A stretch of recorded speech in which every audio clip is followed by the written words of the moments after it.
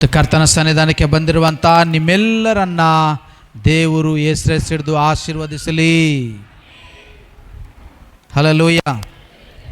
ದೇವರ ದಯೆ, ದೇವರ ಕೃಪೆ, ದೇವರ ಕರುಣೆ ನಮಗೆ ಹೇರಳವಾಗಿ ದೇವರು ಅನುಗ್ರಹಿಸಲಿ. ಆಮೇನ್. ಇವತ್ತು ಕರ್ತನ ಸನ್ನಿಧಾನಕ್ಕೆ ಬಂದಿರುವಂಥ ನಿಮ್ಮೆಲ್ಲರನ್ನ ದೇವರು ಹೆಸರಿಸಿಡಿದು ಆಶೀರ್ವದಿಸಲಿ. ಇವತ್ತು ಕರ್ತನ ಸನ್ನಿಧಾನಕ್ಕೆ ಬಂದಿರುವಂಥ ನಮ್ಮೆಲ್ಲರಿಗೆ ದೇವರು ತನ್ನ ವಾಕ್ಯಗಳ ಮೂಲಕವಾಗಿ ತನ್ನ ಚಿತ್ತವನ್ನು ಪ್ರಕಟಪಡಿಸಲಿ. ಮಾರ್ಕನು ಬರೆದಂಥ ಸುವಾರ್ತೆ 6ನೇ ಅಧ್ಯಾಯ 13ನೇ ವಾಕ್ಯವನ್ನು ಈ ಸಮಯದಲ್ಲಿ ನಾವು ಓದ್ಕೊಳ್ಳೋಣ. ಮಾರ್ಕನು ಬರೆದಂಥ ಸುವಾರ್ತೆ 6ನೇ ಅಧ್ಯಾಯ 13ನೇ ವಾಕ್ಯ. ಅನೇಕ ದೆವ್ವಗಳನ್ನು ಬಿಡಿಸಿ ಅನೇಕ ರೋಗಿಗಳಿಗೆ ಎಣ್ಣೆ ಹಚ್ಚಿ ವಾಸಿ ಮಾಡಿದರು. ಆಮೇನ್. ಆಮೇನ್. ಅನೇಕ ರೋಗಿಗಳನ್ನು ಯೇಸು ಕ್ರಿಸ್ತನು ಗುಣಪಡಿಸಿರುವುದನ್ನು ನಾವು ಸತ್ಯವೇದದಲ್ಲಿ ಕಾಣ್ತೇವೆ. ಕೆಲವರಿಗೆ ದೇವರು ಅವರ ತಲೆ ಮೇಲೆ ಕೈ ಇಟ್ಟು ಗುಣಪಡಿಸ್ತಾರೆ. ಕೆಲವರಿಗೆ ಎಂಜಲನ್ನು ಭೂಮಿ ಮೇಲೆ ಒಗೆದು ಆ ಒಂದು ಮಣ್ಣನ್ನು ಒಬ್ಬನಿಗೆ ಕಣ್ಣಿಗೆ ಇಟ್ಟು ದೇವರು ಗುಣಪಡಿಸ್ತಾರೆ. ಕೆಲವರು ಯೇಸು ಕ್ರಿಸ್ತನ ಬಟ್ಟೆಗಳನ್ನು ಮುಟ್ಟಿ ಅವರು ಸ್ವಸ್ಥತೆಯನ್ನು ಹೊಂದಿಕೊಳ್ತಾರೆ. ಕರ್ತನಲ್ಲಿರುವಂಥ ಪ್ರೀತಿಯ ಸಹೋದರ ಸಹೋದರಿ, ಇನ್ನು ಕೆಲವರು ಯೇಸು ಕ್ರಿಸ್ತನು ಹೇಳಿದಂಥ ಒಂದೇ ಒಂದು ಮಾತಿಂದ, ದೇವರೇ ಇವರಿಗೆ ಗುಣ ಆಗಲಿ, ನೀನು ಹೇಳ್ದಂತೆ ಇವರಿಗೆ ಸ್ವಸ್ಥ ಆಗಲಿ ಎಂಬುದಾಗಿ ಹೇಳಿ ಆ ಥರ ಒಂದು ಮಾತು ಹೇಳಿದಾಗ ದೇವರು ಅವರನ್ನು ಗುಣಪಡಿಸಿದ್ದಾರೆ. ಹಲ್ಲೆಲೂಯ.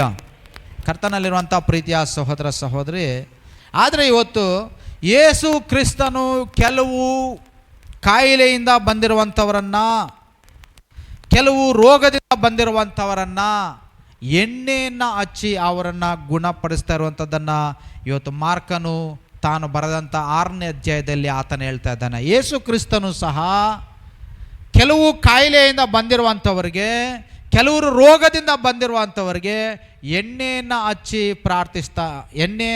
ಅವರನ್ನು ಗುಣಪಡಿಸ್ತಾ ಇದ್ದಾರೆ. ಹಲ್ಲೆಲೂಯ. ಎಣ್ಣೆ ನಾವೆಲ್ಲರೂ ಪ್ರತಿದಿನ ಉಪಯೋಗ ಮಾಡುವಂಥ ಒಂದು ಆಹಾರದಲ್ಲಿ ಉಪಯೋಗ ಮಾಡುವಂಥ ಒಂದು ವಸ್ತು. ನಾವೆಲ್ಲರೂ ನಮ್ಮ ಶರೀರಕ್ಕೆ ಬೇಕಾಗಿರುವಂಥ ಎಣ್ಣೆಯನ್ನು ನಾವು ಪ್ರತಿದಿನ ತಿನ್ನಲೇಬೇಕು. ಎಣ್ಣೆಯನ್ನು ನಾವು ತಿನ್ನಲಿಲ್ಲ ಅಂತಂದರೆ ಮತ್ತು ಶರೀರದಲ್ಲಿ ಅನೇಕ ಪೌಷ್ಟಿಕಾಂಶಗಳು ಕಡಿಮೆ ಆಗ್ತವೆ. ಅಷ್ಟ ಮಾತ್ರವಲ್ಲದೆ ಆಹಾರದಲ್ಲಿ ಸಹ ಯಾವುದೇ ಒಂದು ರುಚಿನೂ ಸಹ ನಮಗಿರೋದಿಲ್ಲ. ಎಣ್ಣೆಯನ್ನು ನಾವು ಸಾಮಾನ್ಯವಾಗಿ ಆಹಾರಕ್ಕಾಗಿ ಹೆಚ್ಚಾಗಿ ನಾವು ಉಪಯೋಗವನ್ನು ಮಾಡ್ತೀವಿ. ಅದೇ ರೀತಿಯಲ್ಲಿ ಎಣ್ಣೆಯನ್ನು ಔಷಧಿಯಾಗಿಯೂ ಸಹ ಭಾಳಷ್ಟು ಜನರು ಉಪಯೋಗ ಮಾಡೋದನ್ನು ನಾವು ನೋಡ್ತೀವಿ. ಅದೇ ಒಂದು ಎಣ್ಣೆಯನ್ನು ತಗೊಂಡು ದೀಪ ಉರಿಸೋದಕ್ಕಾಗಿ ಸಹ ಉಪಯೋಗ ಮಾಡೋದನ್ನು ನಾವು ನೋಡ್ತೀವಿ. ಎಣ್ಣೆ ಇಲ್ಲದೆ ಹೋದರೆ ದೀಪನೂ ಸಹ ಉರಿಯೋದಿಲ್ಲ. ಅದೇ ಎಣ್ಣೆಯನ್ನು ತಗೊಂಡು ಕೆಲವು ಒಂದು ಧಾರ್ಮಿಕ ಕಾರ್ಯಗಳನ್ನು ಮಾಡುವಾಗ ಆ ಎಣ್ಣೆಯನ್ನು ಉಪಯೋಗವನ್ನು ಮಾಡೋದನ್ನು ನಾವು ನೋಡ್ತೀವಿ. ಈ ರೀತಿಯಲ್ಲಿ ಎಣ್ಣೆಯನ್ನು ಅನೇಕ ವಿಧವಾಗಿ ಬಗೆಯಾಗಿ ನಾವು ಉಪಯೋಗವನ್ನು ನಮ್ಮ ಒಂದು ಜೀವನದಲ್ಲಿ ಮಾಡ್ತಾ ಇದ್ದೀವಿ. ಬಟ್ ಬೈಬಲಲ್ಲಿ ಎಣ್ಣೆಗೆ ಅದರದೇ ಆಗಿರುವಂಥ ಒಂದು ಶ್ರೇಷ್ಠತೆಯನ್ನು ದೇವರು ಕೊಟ್ಟಿದ್ದಾರೆ.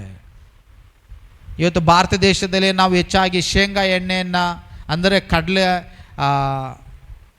ಕಡಲೆ ಬೀಜದ ಎಣ್ಣೆಯನ್ನು ಜಾಸ್ತಿ ಉಪಯೋಗ ಮಾಡ್ತೀವಿ. ಮತ್ತು ನಾವು ಜಾಸ್ತಿ ಸನ್ಫ್ಲವರ್ ಗಿಡದ ಎಣ್ಣೆಯನ್ನು, ಸೂರ್ಯಕಾಂತಿ ಎಣ್ಣೆಯನ್ನು ನಾವು ಉಪಯೋಗ ಮಾಡ್ತೀವಿ. ಮತ್ತು ಬೇರೆ ಬೇರೆ ವಿಧದ ಎಣ್ಣೆಗಳನ್ನು ನಾವು ಉಪಯೋಗ ಮಾಡ್ತೀವಿ. ನಾವು ಉಪಯೋಗ ಮಾಡುವಂಥ ಎಲ್ಲ ಎಣ್ಣೆಯಲ್ಲಿ, ಭಾರತ ದೇಶದಲ್ಲಿ ನಾವು ಉಪಯೋಗ ಮಾಡುವಂಥ ಎಲ್ಲ ಎಣ್ಣೆಗಳಲ್ಲಿ ಆಲ್ಮೋಸ್ಟ್ ಕೊಲೆಸ್ಟ್ರಾಲ್ ಅನ್ನುವಂಥದ್ದು ಜಾಸ್ತಿನೇ ಇದೆ. ಆದರೆ ಇಸ್ರಾಯೇಲ್ ದೇಶದಲ್ಲಿ ಅವರು ಉಪಯೋಗ ಮಾಡುವಂಥ ಎಣ್ಣೆ ಆಲಿವ್ ಎಣ್ಣೆ ಅಂತೇಳಿ ಅದನ್ನು ಕರೀತಾರೆ. ಆಲಿವ್ ಎಣ್ಣೆಯಲ್ಲಿ ಯಾವುದೇ ರೀತಿಯ ಕೊಲೆಸ್ಟ್ರಾಲ್ ಅನ್ನುವಂಥದ್ದು ಕಂಡು ಬರೋದಿಲ್ಲ. ಇಸ್ರಾಯೇಲ್ ದೇಶದಲ್ಲಿ ಎಂಥ ಒಂದು ಅದ್ಭುತವಾಗಿರುವಂಥ ಎಣ್ಣೆಯನ್ನು ದೇವರು ಕೊಟ್ಟಿದ್ದಾರೆ ಅಂತಂದರೆ, ಕೊಲೆಸ್ಟ್ರಾಲ್ ಇಲ್ಲದೆ ಮನುಷ್ಯನು ಆರೋಗ್ಯವಾಗಿ ಜೀವಿಸಿ, ಆರೋಗ್ಯವಾಗಿ ಆ ಎಣ್ಣೆಯನ್ನು ತಿಂದು ಇನ್ನೂ ಸಮೃದ್ಧಿಯಾಗಿ ಜೀವಿಸುವ ಹಾಗೆ ಒಂದು ಅದ್ಭುತವಾಗಿರುವಂಥ ಎಣ್ಣೆಯನ್ನು ದೇವರು ಇಸ್ರಾಯೇಲ್ ದೇಶದಲ್ಲಿ ಅವರಿಗೆ ಕೊಟ್ಟಿದ್ದಾರೆ. ಅದರ ಹೆಸರು ಆಲಿವ್ ಎಣ್ಣೆ ಅಂತೇಳಿ ನಾವು ಕರಿತೀವಿ. ಬೈಬಲಲ್ಲಿ ಎಣ್ಣೆಯನ್ನು ಪರಿಶುದ್ಧಾತ್ಮನಿಗೆ ಹೋಲಿಕೆ ಮಾಡೋದನ್ನು ಸಹ ನಾವು ಸತ್ಯವೇದದಲ್ಲಿ ನಾವು ನೋಡ್ತೀವಿ. ಒಂದು ಮತ್ತಾಯನ ಬರೆದಂಥ ಸುವಾರ್ತೆಯಲ್ಲಿ 25ನೇ ಅಧ್ಯಾಯದಲ್ಲಿ 10 ಕನ್ಯೆಯರು ದೀಪವನ್ನು ಎತ್ಕೊಂಡು ಮದಲಿಂಗನನ್ನು ನೋಡಲಿಕ್ಕೆ ಹೋದಾಗ, ಆ ಮದಲಿಂಗನ ಬರುವುದಕ್ಕೆ ತಡವಾದಾಗ 5 ಕನ್ಯೆಯರ ಬಳಿಯಲ್ಲಿದ್ದಂಥ ಎಣ್ಣೆ ಖಾಲಿ ಆಗುತ್ತೆ. ಇನ್ನು 5 ಕನ್ಯೆಯರ ಬಳಿಯಲ್ಲಿದ್ದಂಥ ಎಣ್ಣೆ ಹಾಗೆ ಇರುತ್ತೆ. ಖಾಲಿ ಆಗಿರುವಾಗ ಇವ್ರು ಎಣ್ಣೆನ ತರಲಿಕ್ಕೆ ಹೋದಾಗ ಮೊದಲಿಂಗನು ಬರ್ತಾನೆ, ಇವರನ್ನು ಪರಲೋಕದ ಒಳಗಡೆ ಕರ್ಕೊಂಡು ಬಾಕ್ಲಾಗ್ತಾರೆ. ಎಣ್ಣೆ ಖಾಲಿ ಆಗಿರುವಂಥವ್ರು ಹೋಗಿ ಎಣ್ಣೆನ ತಗೊಬಂದು ಬಾಗಿಲು ತಟ್ಟಿದಾಗ ದೇವರು ಅವ್ರಿಗೆ ಹೇಳ್ತಾರೆ, ನೀವು ಯಾರು ನನಗೆ ಗೊತ್ತಿಲ್ಲ. ಕರ್ತನಲ್ಲಿರುವಂಥ ಪ್ರೀತಿಯ ಸಹೋದರ ಸಹೋದರಿ, ಈ ಒಂದು ಎಣ್ಣೆಯ ವಿಷಯವಾಗಿ ನಾ ಬೈಬಲಲ್ಲಿ ಮಾತನಾಡುವಾಗ ಪವಿತ್ರಾತ್ಮನಿಗೆ ಅಭಿಷೇಕವಾಗಿ, ಪವಿತ್ರಾತ್ಮನಿಗೆ ಒಂದು ಸೂಚನೆಯಾಗಿ ಎಣ್ಣೆಯನ್ನು ನಾವು ನೋಡ್ಬೋದು. ಉದಾಹರಣೆಗೆ ಹಳೆ ಒಡಂಬಡಿಕೆಯಲ್ಲಿ ಜಕರ್ಯನು ಬರೆದಂಥ ಪ್ರವಾದನೆ ಪುಸ್ತಕದಲ್ಲಿ ಜಕರ್ಯನಿಗೆ ದೇವರೊಂದು ದರ್ಶನವನ್ನು ಕೊಡ್ತಾರೆ. 4ನೇ ಅಧ್ಯಾಯದಲ್ಲಿ 1ನೇ ವಾಕ್ಯದಿಂದ 6ನೇ ವಾಕ್ಯದವರೆಗೂ ನಾವು ಓದಿದ್ರೆ ಅಲ್ಲಿ 7 ದೀಪಸ್ತಂಭಗಳ ಬಗ್ಗೆ, 2 ಎಣ್ಣೆ ಮರಗಳ ಬಗ್ಗೆ ದೇವರು ಜಕರ್ಯ ಅನ್ನುವಂಥ ಪ್ರವಾದಿಗೆ ದರ್ಶನ ಕೊಡ್ತಾರೆ. ಆ ಪ್ರವಾದಿಗೆ ದರ್ಶನ ಕೊಟ್ಟು ಜಕರ್ಯ 4ನೇ ಅಧ್ಯಾಯ 6ನೇ ವಾಕ್ಯದಲ್ಲಿ ದೇವರು ವಾಕ್ಯ ಹೇಳ್ತದೆ, ಬಲದಿಂದಲ್ಲ ಪರಾಕ್ರಮದಿಂದಲ್ಲ ನನ್ನ ಆತ್ಮನಿಂದಲೇ ಅಂತೇಳಿ.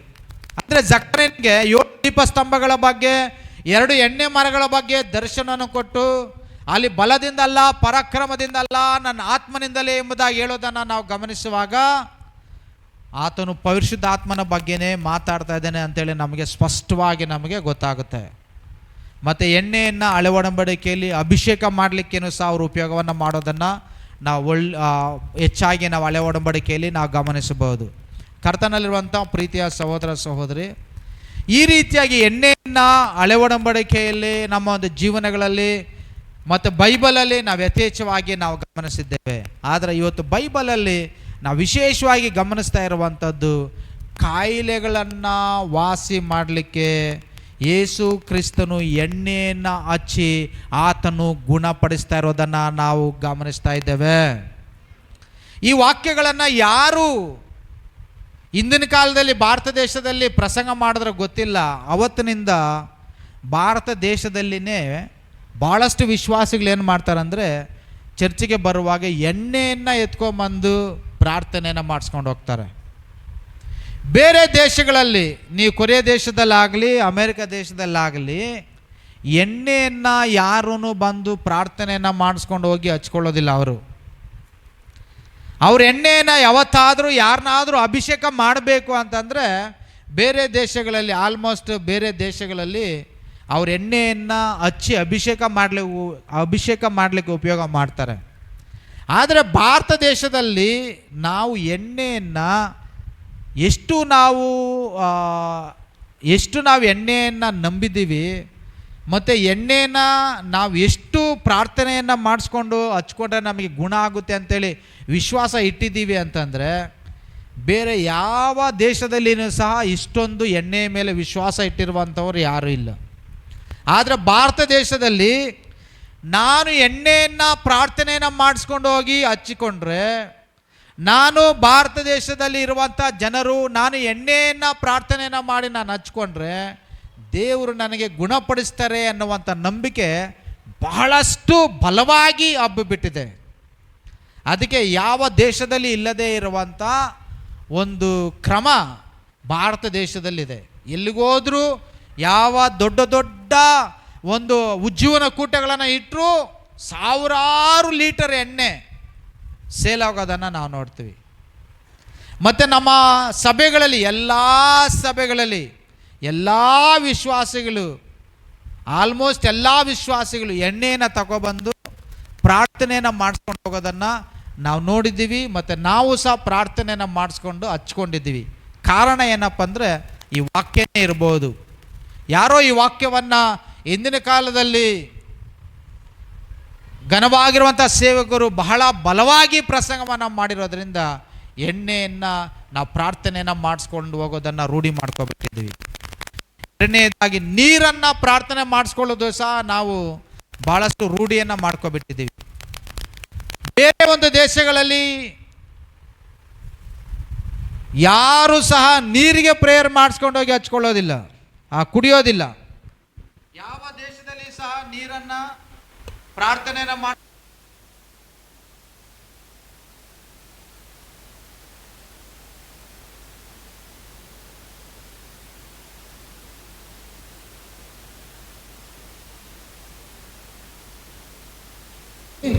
ನೀರನ್ನು ದ್ರಾಕ್ಷರಸವನ್ನಾಗಿ ಮಾರ್ಪಡಿಸಿರುವಂಥದ್ದು.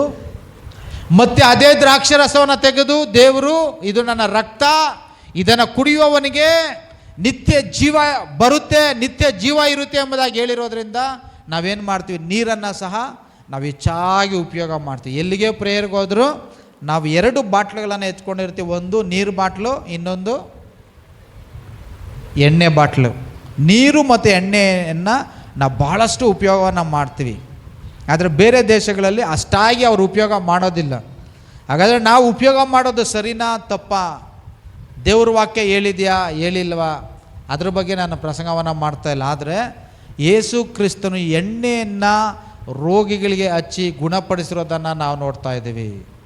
ಕರ್ತನಲ್ಲಿರುವಂಥ ಪ್ರೀತಿಯ ಸಹೋದರ ಸಹೋದರಿಯೇ, ಎಣ್ಣೆಗೆ ಗುಣಪಡಿಸುವಂಥ ವಿಶೇಷವಾಗಿರುವಂಥ ಶಕ್ತಿ, ಬಲ ಕೆಲವು ಎಣ್ಣೆಗಳಿಗೆ ಇರ್ಬೋದು, ಆದರೆ ಎಲ್ಲ ಎಣ್ಣೆಗಳಿಗೂ ಇಲ್ಲ. ನಾನು ಅವಾಗಲೇ ಹೇಳಿದಾಗೆ ಭಾರತ ದೇಶದಲ್ಲಿ ನಾವು ಉಪಯೋಗ ಮಾಡುವಂಥ ಎಲ್ಲ ಎಣ್ಣೆಗಳು ಇವೆಲ್ಲವೂ ಕೊಲೆಸ್ಟ್ರಾಲ್ ಯುಕ್ತ, ಅಂದರೆ ಕೊಬ್ಬಿನ ಅಂಶ ಜಾಸ್ತಿ ಇರುವಂಥ ಎಣ್ಣೆಗಳು. ಆದರೆ ಆಯುರ್ವೇದಿಕಲ್ಲಿ ಉಪಯೋಗ ಮಾಡುವಂಥ ಎಣ್ಣೆಗಳು ಅದು ನಾವು ನಮ್ಮ ಶರೀರಕ್ಕೆ ತಗೊಳ್ಳೋದಿಲ್ಲ, ಆದರೆ ಶರೀರದ ಮೇಲೆ ಹಚ್ಕೊಳ್ತೀವಿ. ಕೆಲವು ಆಯುರ್ವೇದಿಕವ್ರು ಏನು ಮಾಡ್ತಾರೆ ಅಂದರೆ ಕೆಲವು ರೋಗಗಳಿಗೆ ಆ ಒಂದು ಎಣ್ಣೆಯನ್ನು ಹಚ್ತಾರೆ. ಬೈಬಲಲ್ಲಿ ಆ ರೀತಿ ಆಯುರ್ವೇದಿಕ್ ಎಣ್ಣೆ ಅಲ್ಲ, ನಾವು ತಿನ್ನುವಂಥ ಎಣ್ಣೆ, ನಾವು ಹಚ್ಕೊಳ್ಳುವಂಥ ಎಣ್ಣೆ ಎರಡೂ ಒಂದೇ ಆಗಿದೆ. ಆದರೆ ಆ ಎಣ್ಣೆ ಯಾವುದೇ ಕಂಪ್ನಿಯದಾಗಿದ್ದರೂ, ಆ ಎಣ್ಣೆ ಯಾವುದೇ ಆಗಿದ್ದರೂ ನಾವು ಪ್ರಾರ್ಥನೆಯನ್ನು ಮಾಡಿಸ್ಕೊಂಡು ಹೋಗಿ ಆ ಎಣ್ಣೆನ ಹಚ್ಕೊಳ್ಳುವಾಗ ನಮ್ಮಲ್ಲಿ ಅನೇಕರು ಇವತ್ತಿಗೂ ಅದ್ಭುತಗಳನ್ನು ನಾವು ಕಾಣ್ತಾ ಇದ್ದೀವಿ. ಅಪೊಸ್ತಲನಾಗಿರುವಂಥ ದೇವರ ಸೇವೆಯನ್ನು ಮಾಡ್ತಾ ಇದ್ದಂಥ ಯಾಕೋಬನು ಸಹ ತಾನು ಬರೆದಂಥ ಪತ್ರಿಕೆಯಲ್ಲಿ ಈ ರೀತಿಯಾಗಿ ಹೇಳ್ತಾನೆ. ಯಾಕೋಬನು ಬರೆದಂಥ ಪತ್ರಿಕೆಯಲ್ಲಿ ಆತನೇನು ಹೇಳ್ತಾನೆ, 5ನೇ ಅಧ್ಯಾಯದಲ್ಲಿ 14ನೇ ವಾಕ್ಯದಲ್ಲಿ, ಯಾಕೋಬ 5ನೇ ಅಧ್ಯಾಯ 14ನೇ ವಾಕ್ಯದಲ್ಲಿ ಏನು ಹೇಳ್ತಾನೆ,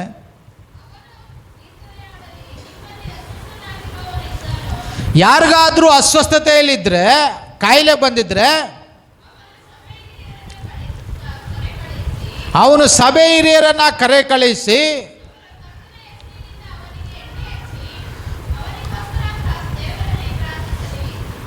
ಏನು ಮಾಡಬೇಕಂತೆ, ದೇವ್ರ ಹೆಸರಿನಲ್ಲಿ ಅವರಿಗೆ ಎಣ್ಣೆಯನ್ನು ಹಚ್ಚಿ ಅವ್ರಿಗಾಗಿ ದೇವ್ರ ಹತ್ರ ಪ್ರಾರ್ಥನೆಯನ್ನು ಮಾಡಿದ್ರೆ ದೇವರು ಅವರನ್ನು ಗುಣಪಡಿಸುವಂಥ ದೇವರಾಗಿದ್ದಾರೆ. ಹಲ್ಲೆಲೂಯ. ಕರ್ತನಲ್ಲಿರುವಂಥ ಪ್ರೀತಿಯ ಸಹೋದರ ಸಹೋದರಿಯೇ, ಈ ಅಭಿಷೇಕಿಸಲ್ಪಡುವಂಥ ಒಂದು ಗುಣಲಕ್ಷಣ ಎಣ್ಣೆಗೆ ಇರುವಂಥದ್ದು.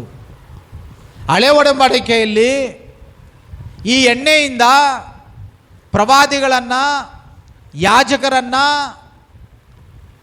ಮತ್ತು ರಾಜರನ್ನು ಅಭಿಷೇಕವನ್ನು ಮಾಡ್ತಾಯಿದ್ರು. ಹೊಸ ಒಡಂಬಡಿಕೆಯಲ್ಲಿ ಈ 3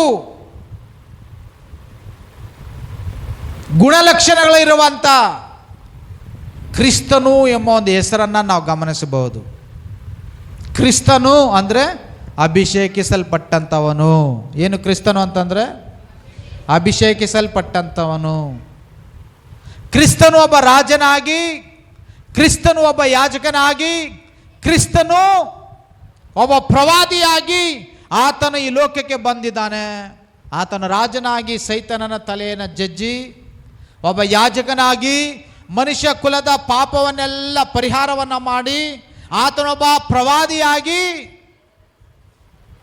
ದೇವರನ್ನು ಸಂಧಿಸುವಂಥ ಮಾರ್ಗವನ್ನು, ಹೊಸ ಮಾರ್ಗವನ್ನು ಆತನು ನನಗಾಗಿ ನಿನಗಾಗಿ ಕೊಟ್ಟಿದ್ದಾನೆ.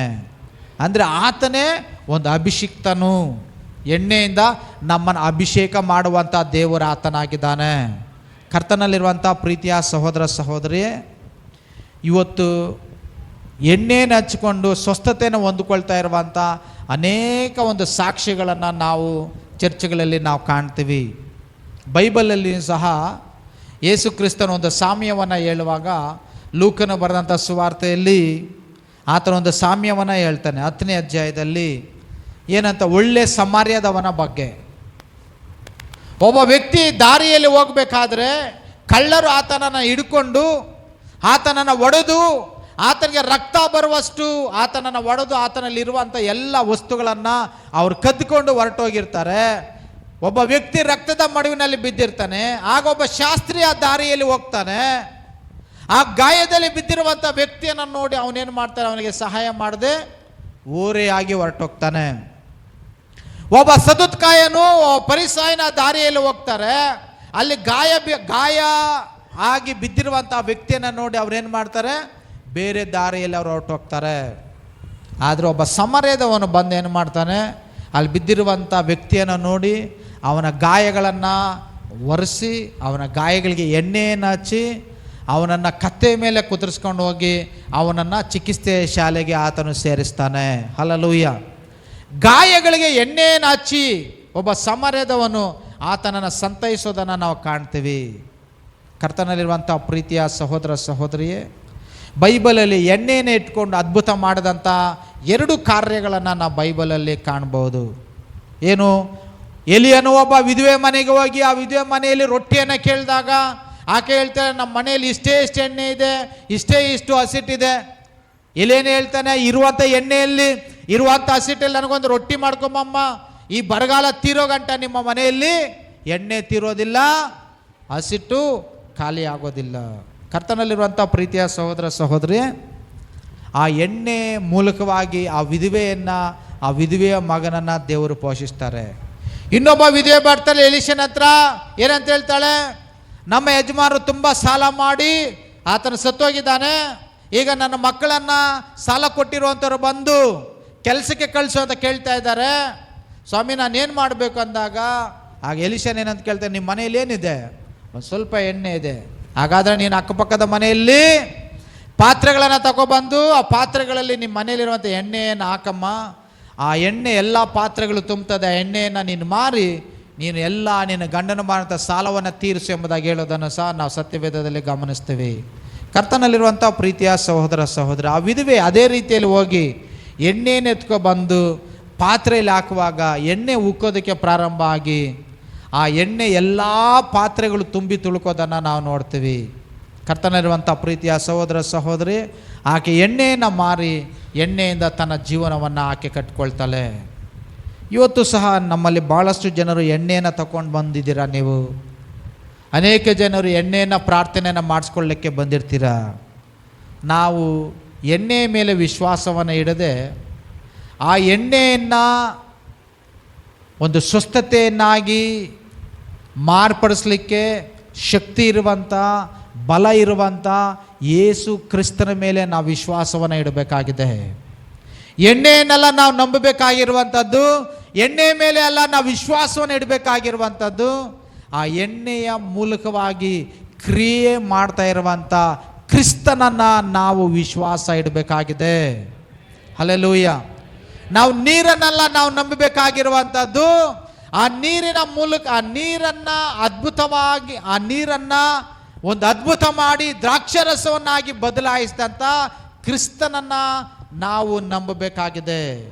ನಮ್ಮ ವಿಶ್ವಾಸ, ನಮ್ಮ ನಂಬಿಕೆ ಎಣ್ಣೆಯ ಮೇಲಾಗಲಿ ನೀರಿನ ಮೇಲಾಗಲಿ ಮನುಷ್ಯರ ಮೇಲಾಗಲಿ ಇರದೆ ಆ ನೀರನ್ನು, ಆ ಎಣ್ಣೆಯನ್ನು, ಆ ಮನುಷ್ಯರನ್ನು ಉಂಟು ಮಾಡಿರುವಂಥ ಕ್ರಿಸ್ತನ ಮೇಲೆ ನಾವು ನಮ್ಮ ವಿಶ್ವಾಸವನ್ನು ಇಡಬೇಕಾಗಿದೆ. ನಮ್ಮ ಒಂದು ನಂಬಿಕೆಯನ್ನು ಇಡಬೇಕಾಗಿದೆ. ಎಣ್ಣೆಯನ್ನು ಹಚ್ಕೊಳ್ಳುವಾಗ ಕ್ರಿಸ್ತನ ನಾಮದಲ್ಲಿ, ಯೇಸು ಕ್ರಿಸ್ತನ ಹೆಸರಿನಲ್ಲಿ ಆ ಎಣ್ಣೆಯನ್ನು ನೀನು ನಿನ್ನ ಒಂದು ಶರೀರಕ್ಕೆ ಹಚ್ಕೋಬೇಕಾಗಿದೆ. ಯಾರೋ ಪ್ರಾರ್ಥನೆಯನ್ನು ಮಾಡಿಕೊಟ್ಟಿದ್ದಾರೆ, ಅವರು ಪ್ರಾರ್ಥನೆಯನ್ನು ಮಾಡಿಕೊಟ್ಟಿರೋದ್ರಿಂದಲೇ ಇದು ಗುಣ ಆಯಿತು ಅಲ್ಲ. ಯಾರೋ ಪ್ರಾರ್ಥನೆಯನ್ನು ಮಾಡಿದ್ರು, ನೀನೇ ಪ್ರಾರ್ಥನೆಯನ್ನು ಮಾಡಿದ್ರು, ಅದರಲ್ಲಿ ಗುಣಪಡಿಸುವಂಥ ಶಕ್ತಿ, ಸ್ವಸ್ಥಪಡಿಸುವಂಥ ಶಕ್ತಿ ಕ್ರಿಸ್ತನು ಕೊಟ್ಟಾಗ, ಕ್ರಿಸ್ತನು ಅದರ ಮೂಲಕವಾಗಿ ಕ್ರಿಯೆ ಮಾಡಿದಾಗ ಮಾತ್ರನೇ ಆ ಎಣ್ಣೆ ಒಂದು ಸ್ವಸ್ಥಪಡಿಸಿ ನಮ್ಮನ್ನು ಗುಣಪಡಿಸುವಂಥದ್ದಾಗಿದೆ. ಕರ್ತನಲ್ಲಿರುವಂಥ ಪ್ರೀತಿಯ ಸಹೋದರ ಸಹೋದರಿ, ಇವತ್ತು ಬೇರೆ ಯಾವ ದೇಶದಲ್ಲಿಯೂ ಇಲ್ಲದೇ ಇರುವಂಥ ಒಂದು ರೂಢಿ, ಈ ಒಂದು ಪದ್ಧತಿ ಭಾರತ ದೇಶದಲ್ಲಿ ಹೆಚ್ಚಾಗಿರೋದ್ರಿಂದ ಭಾರತ ದೇಶದಲ್ಲಿ ಈ ಪ್ರಾರ್ಥನೆ ಮಾಡಿರುವಂಥ ಎಣ್ಣೆಗೆ ಮಹತ್ವವನ್ನು ಕೊಟ್ಟು ಏನು ಮಾಡ್ತಾರೆ ಅಂದರೆ, ದುಡ್ಡು ಕೊಟ್ಟು ಈ ಪ್ರೇಯರ್ ಮಾಡಿರುವಂಥ ಎಣ್ಣೆಯನ್ನು ಕೊಂಡುಕೊಳ್ಳೋದನ್ನು ನಾವು ನೋಡ್ತೀವಿ. ಎಷ್ಟೊಂದು ಕಡೆ ದೊಡ್ಡ ದೊಡ್ಡ ಸಭೆಗಳಲ್ಲಿ ಈ ಪ್ರೇಯರ್ ಮಾಡಿರುವಂಥ ಎಣ್ಣೆಯನ್ನು ಮಾರೋದನ್ನು ನಾವು ನೋಡ್ತೀವಿ. ಪ್ರೇಯರ್ ಮಾಡುವಂಥ ಎಣ್ಣೆಯನ್ನು ಮಾರ್ತಾರೆ, ಅಂಗಡಿಗಳಲ್ಲಿ ಇಡ್ತಾರೆ, ಆ ಒಂದು ಬುಕ್ ಸ್ಟಾಲ್ಗಳಲ್ಲಿ. ಭಾಳಷ್ಟು ಜನ ಏನು ಮಾಡ್ತಾರೆ ಅಂದರೆ, ಈ ಎಣ್ಣೆಯನ್ನು ಹಚ್ಕೊಂಡ್ರೆ ನನಗೆ ಗುಣ ಆಗ್ತದೇನೋ ಅಂಥೇಳಿ ದುಡ್ಡು ಕೊಟ್ಟು ಅವ್ರೇನು ಮಾಡ್ತಾರೆ, ಎಣ್ಣೆನ ತಗೊಬಂದು ಹಚ್ಕೊಂಡು ಪ್ರಾರ್ಥನೆಯನ್ನು ಮಾಡ್ಕೊಳ್ತಾರೆ. ಯಾರೋ ಪ್ರೇಯರ್ ಮಾಡಿ ಎಲ್ಲೋ ಅಂಗಡಿಯಲ್ಲಿ ಮಾರ್ತಾ ಇರೋದನ್ನು ನೀನು ದುಡ್ಡು ಕೊಟ್ಟು ಕೊಂಡ್ಕೊಂಬಂದು ಹಚ್ಕೋಬೇಕು ಅಂತೇಳಿ ಬೈಬಲಲ್ಲಿ ಎಲ್ಲೂ ಇಲ್ಲ.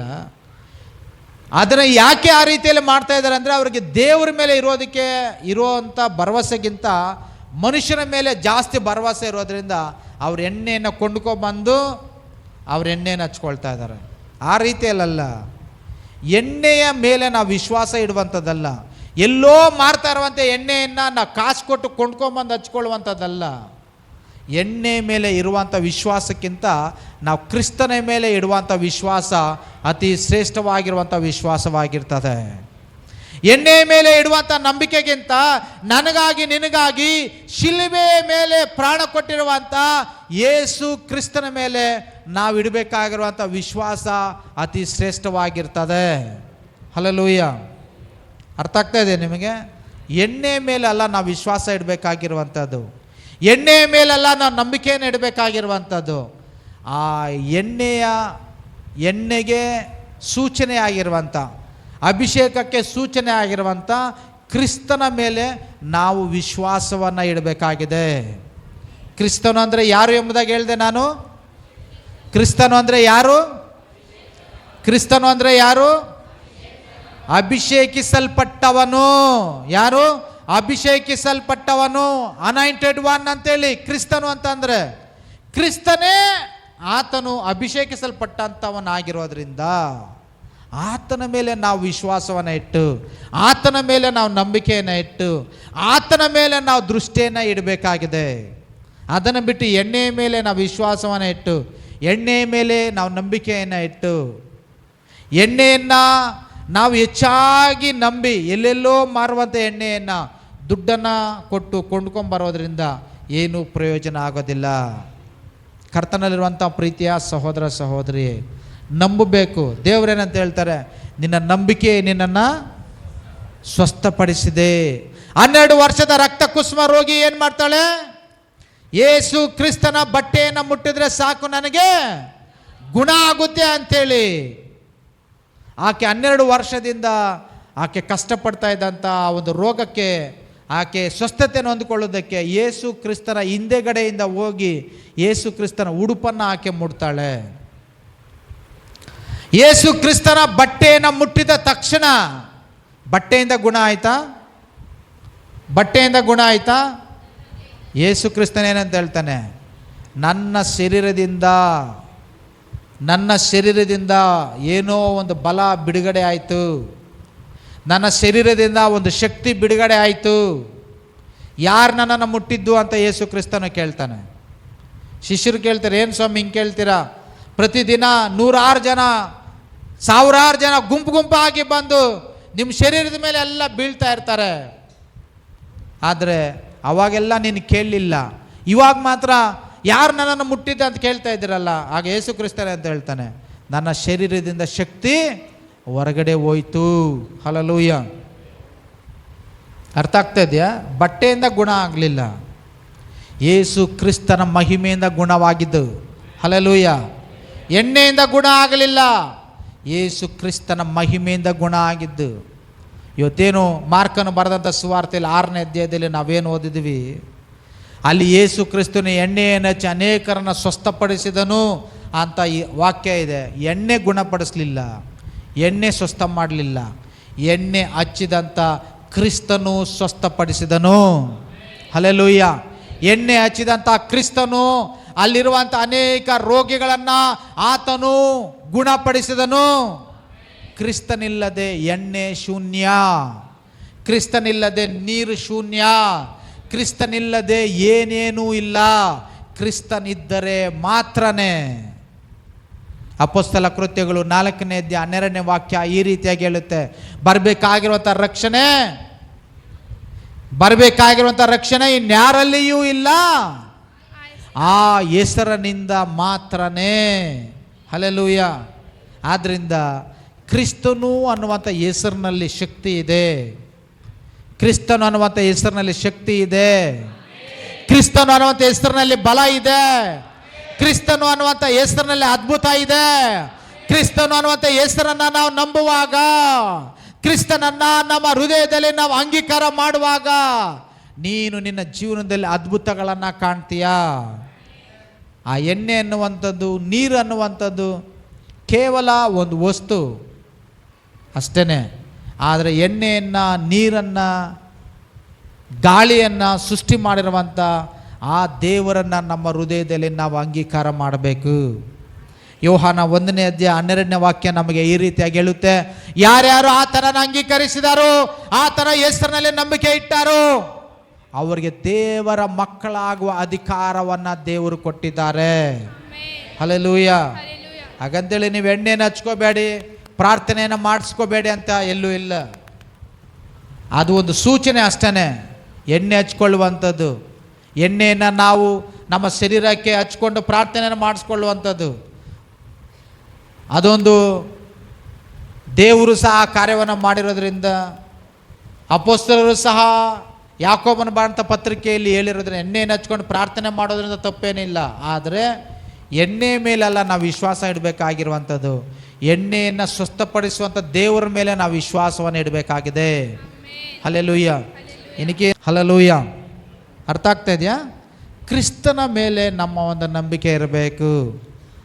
ಈಗ ಎಣ್ಣೆಗೆ ಸೂಚನೆಯಾಗಿರುವಂಥ ಪರಿಶುದ್ಧಾತ್ಮನನ್ನು ನಾವು ಹೆಚ್ಚಾಗಿ ಆಧಾರವಾಗಿ ಇಟ್ಕೊಂಡಿರಬೇಕು. ಕ್ರಿಸ್ತನ ಮೇಲೆ ವಿಶ್ವಾಸ ಇಟ್ಟು ಪರಿಶುದ್ಧಾತ್ಮನನ್ನು ನಾವು ಆಧಾರವಾಗಿ ಇಟ್ಕೋಬೇಕು. ಹಲ್ಲೆಲೂಯಾ. ಯಾವಾಗಲೂ ನಾವು ಪವಿತ್ರಾತ್ಮ ಭರಿತರಾಗಿ, ಪವಿತ್ರಾತ್ಮನ ಪ್ರೇರಿತರಾಗಿ ನಾವು ಈ ಲೋಕದಲ್ಲಿ ಜೀವಿಸಬೇಕು ಅಂತೇಳಿ ಅಪೊಸ್ತಲನಾದ ಪೌಲನು ತಾನು ಬರೆದಂಥ ಅನೇಕ ಪತ್ರಿಕೆಗಳಲ್ಲಿ ಆತನು ಹೇಳ್ತಾ ಬರ್ತಾನೆ. ಪವಿತ್ರಾತ್ಮ ಭರಿತರಾಗಿರ್ರಿ, ಪವಿತ್ರಾತ್ಮ ಭರಿತರಾಗಿರ್ರಿ, ಪವಿತ್ರಾತ್ಮನ ಅಭಿಷೇಕದಲ್ಲಿ ತುಂಬಿದವರಾಗಿರ್ರಿ, ಪವಿತ್ರಾತ್ಮನ ಪ್ರೇರಣೆಯಲ್ಲಿರ್ರಿ. ಕರ್ತನಲ್ಲಿರುವಂಥ ಪ್ರೀತಿಯ ಸಹೋದರ ಸಹೋದರಿ, ನಾವು ಪವಿತ್ರಾತ್ಮನ ಪ್ರೇರಣೆಯಲ್ಲಿ, ಪವಿತ್ರಾತ್ಮನ ಅಭಿಷೇಕದಲ್ಲಿ, ಪವಿತ್ರಾತ್ಮನ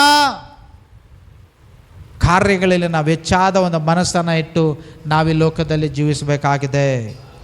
ನಾವು ಇನ್ಮೇಲೆ ಎಣ್ಣೆ ಮೇಲಾಗಲಿ ನೀರಿನ ಮೇಲೆ ಆಗಲಿ ಹೆಚ್ಚಾದ ವಿಶ್ವಾಸವನ್ನು ಇಡದೆ ನಮ್ಮನ್ನು ಗುಣಪಡಿಸುವಂಥ ಯೆಹೋವ ರಾಫ ಆಗಿರುವಂಥ ಆ ದೇವರ ಮೇಲೆ ನಾವು ಹೆಚ್ಚಾದ ನಂಬಿಕೆಯನ್ನು ಇಡೋಣ.